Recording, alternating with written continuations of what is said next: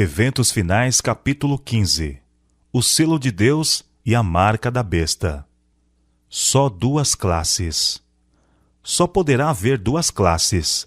Cada participante é assinalado distintamente, ou com o selo do Deus vivo, ou com o sinal da besta ou de sua imagem. No grande conflito entre a fé e a descrença, todo mundo cristão estará envolvido. Todos tomarão partido. Aparentemente, alguns talvez não se engajem de um lado ou outro do conflito. Talvez não pareçam tomar partido contra a verdade, mas não se porão audazmente em campo a favor de Cristo, com receio de perder propriedades ou sofrer opróbrio.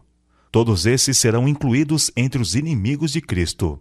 Ao nos aproximarmos do tempo do fim, a distinção entre os filhos da luz e os filhos das trevas será cada vez mais clara. Eles estarão cada vez mais em desacordo. Esta diferença é expressa nas palavras de Cristo: nascer de novo. Criados novamente em Cristo, mortos para o mundo e vivos para Deus. São estas as paredes de separação que dividem o celestial do terreno e descrevem a diferença entre os que pertencem ao mundo e os que são escolhidos do meio dele, os quais são eleitos e preciosos à vista de Deus. Membros da família são separados. Os que têm sido membros da mesma família são separados. Sobre os justos é colocado um sinal. Eles serão meus, diz o Senhor dos Exércitos, naquele dia que farei serão para mim particular tesouro. Poupá-los-ei como um homem poupa a seu filho que o serve. Os que forem obedientes aos mandamentos de Deus unir-se-ão com um grupo de santos na luz, entrarão na cidade pelas portas e terão direito à árvore da vida. Esse será tomado. Seu nome permanecerá no livro da vida, ao passo que os que com ele se associam terão a marca da eterna separação de Deus. Julgados pela luz que recebemos. Muitos que não tiveram o privilégio que nós tivemos entrarão no céu antes dos que tiveram grande luz, mas não andaram nela. Muitos viveram de acordo com a melhor luz que tiveram e serão julgados em conformidade com isso. Todos terão de esperar pelo tempo designado, até que as advertências tenham ido a todas as partes do mundo, até que suficiente luz e evidências tenham sido dadas a cada pessoa. Alguns terão menos luz que outros, mas cada um será julgado de acordo com a luz recebida. Foi-nos concedida grande luz a respeito da lei de Deus.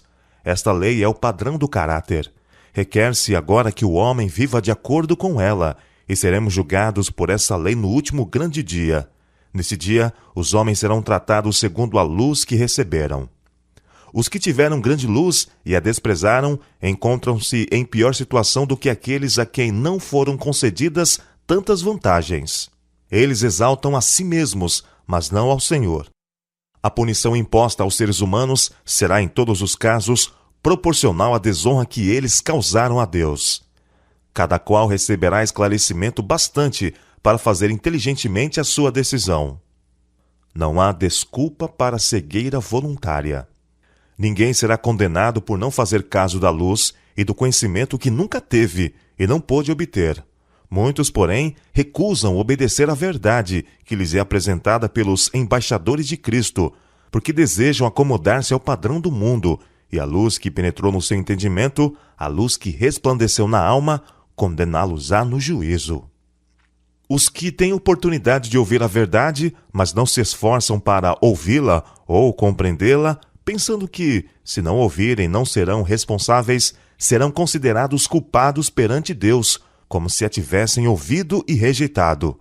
Não haverá desculpa para os que preferem continuar no erro, quando poderiam compreender o que é a verdade. Em seus sofrimentos e morte, Jesus fez expiação por todos os pecados de ignorância, mas não foi tomada nenhuma providência para a cegueira voluntária. Não seremos considerados responsáveis pela luz que não atingiu nossa percepção, mas pela luz a que resistimos e que rejeitamos. Um homem não poderia compreender a verdade que nunca lhe foi apresentada, e não pode, portanto, ser condenado pela luz que nunca teve.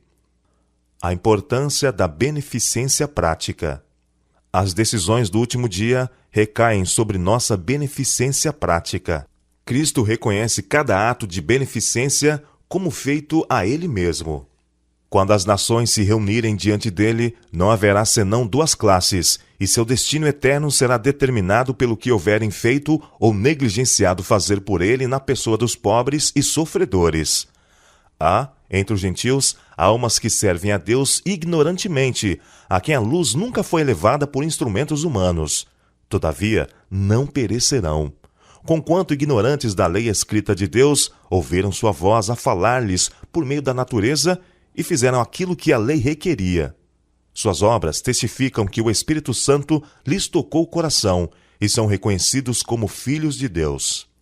Quão surpreendidos e jubilosos ficarão os humildes dentre as nações e dentre os pagãos de ouvir dos lábios do Salvador: quando fizestes a um destes meus pequeninos irmãos, a mim o fizestes.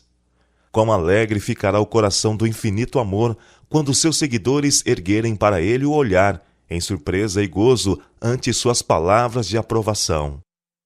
O motivo dá cunho às ações. No dia do juízo, alguns apresentarão esta ou aquela boa ação como pretexto para receberem consideração.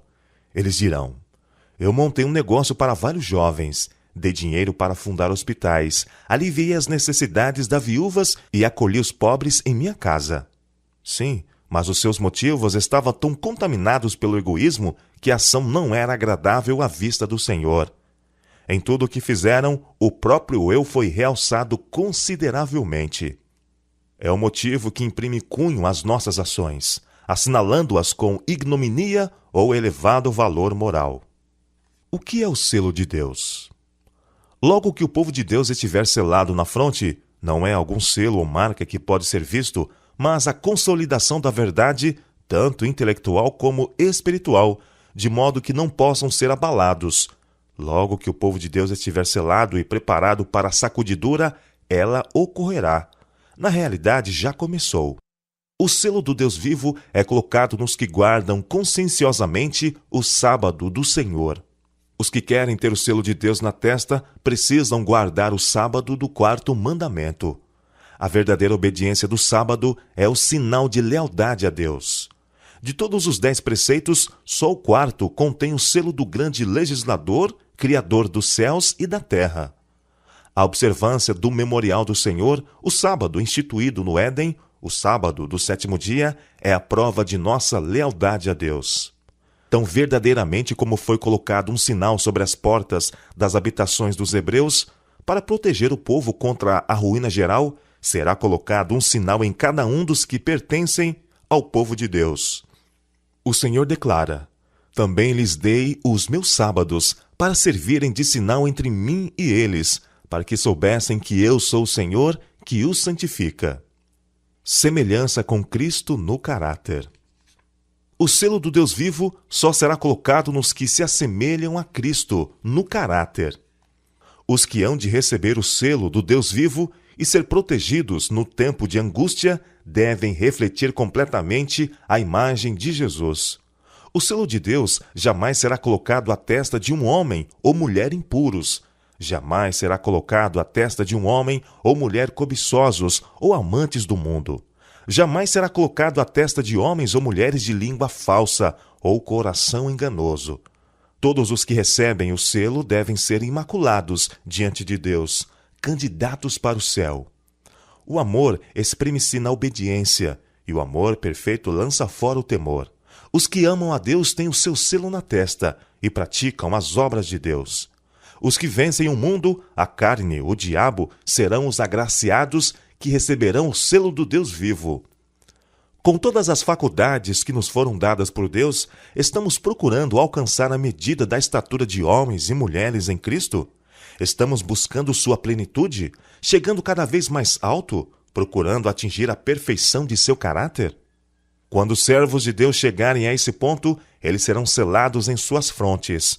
O anjo relator declarará: feito está.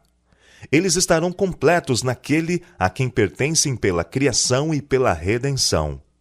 No tempo do selamento, agora. Vi que a presente prova do sábado não poderia vir até que a medição de Jesus, no lugar santo terminasse e ele passasse para dentro do segundo véu. Portanto, os cristãos que dormiram antes que a porta fosse aberta no Santíssimo, quando terminou o clamor da meia-noite no 7º mês, em 1844, e que não haviam guardado o verdadeiro sábado, agora repousam em esperança, pois não tiveram a luz e o teste sobre o sábado que nós agora temos, uma vez que a porta foi aberta. Eu vi que Satanás estava tentando alguns do povo de Deus neste ponto, sendo que grande número de bons cristãos adormeceram nos triunfos da fé e não guardaram o verdadeiro sábado. Eles estavam em dúvida quanto a ser isto um teste para nós agora. Satanás está agora usando cada artifício neste tempo de selamento, a fim de desviar a mente do povo de Deus da verdade presente e levá-los a vacilar.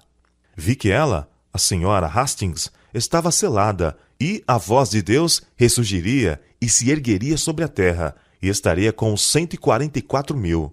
Vi que não precisamos chorar sobre ela. Ela repousaria durante o tempo da angústia. Em nossa terra vivem homens que passaram dos 90 anos de idade. Os resultados naturais da velhice se fazem notar em sua debilidade, mas eles creem em Deus, e o Senhor os ama. O selo de Deus está neles, e se encontrarão com aqueles a cujo respeito o Senhor disse: Bem-aventurados mortos que morrem no Senhor. Oxalá o selo de Deus seja colocado em nós. Dentro em pouco será colocado o selo de Deus em cada um de seus filhos. Oxalá ele seja colocado em nossas frontes. Quem pode suportar o pensamento de ser passado por alto quando o anjo se puser a selar os servos de Deus em suas frontes? Se os crentes, na verdade, não forem sustidos por sua fé nestes dias relativamente pacíficos, que os deterá quando vier a grande prova e sair o decreto contra todos os que não adorem a imagem da besta, nem receberam na testa ou nas mãos o sinal? Não está longe esse tempo solene. Em vez de se tornar fraco e irresoluto, o povo de Deus deve estar reunindo forças e ânimo para o tempo de angústia. O que é a marca ou sinal da besta? João foi convidado a contemplar um povo distinto dos que adoram a besta ou a sua imagem, observando o primeiro dia da semana. A observância desse dia é o sinal da besta. O sinal da besta é o dia de repouso papal. Quando vier a prova, será mostrado claramente o que é a marca da besta. Ela é a observância do domingo. O sinal ou selo de Deus é revelado na observância do sábado do 7º dia, o memorial divino da criação. A marca da besta é o oposto disso, a observância do primeiro dia da semana. A todos, os pequenos e os grandes, faz que lhes seja dada certa marca sobre a mão direita ou sobre a fronte. Apocalipse capítulo 13, verso 16. Os homens não só não deverão trabalhar com as mãos no domingo, mas reconhecer com a mente que o domingo é o sábado. Quando é recebido o sinal da besta? Ninguém recebeu até agora o sinal da besta.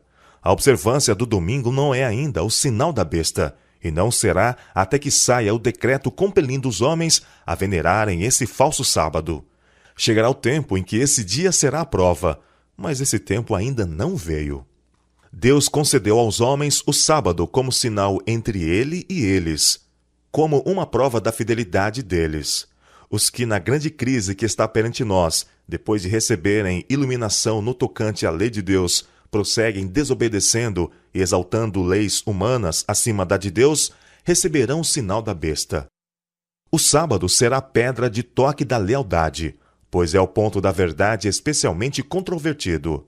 Quando sobrevier aos homens a prova final, traçar-se-á a linha divisória entre os que servem a Deus e os que não servem. Ao passo que a observância do sábado espúrio, em conformidade com a lei do Estado, contrária ao 4º mandamento, será uma declaração de fidelidade ao poder que se acha em oposição a Deus, é a guarda do verdadeiro sábado, em obediência à lei divina, uma prova de lealdade para com o Criador.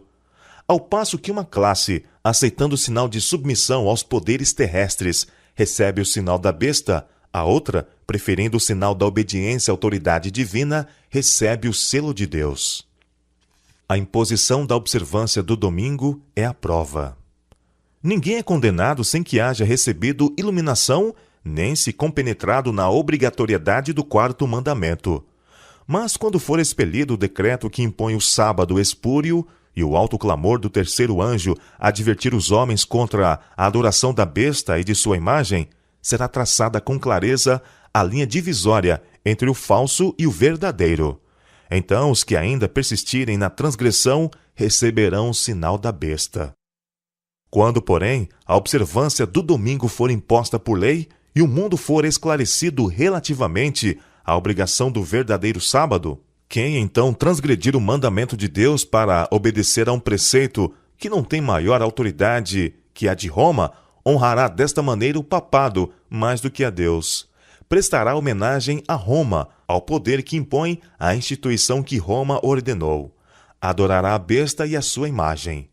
Ao rejeitarem os homens a instituição que Deus declarou ser o sinal de sua autoridade e honrarem em seu lugar a que Roma escolheu como sinal de sua supremacia, aceitarão de fato o sinal de fidelidade para com Roma, o sinal da besta. E somente depois que esta situação esteja assim plenamente exposta perante o povo, e este seja levado a optar entre os mandamentos de Deus e os dos homens, é que então aqueles que continuam a transgredir hão de receber o sinal da besta.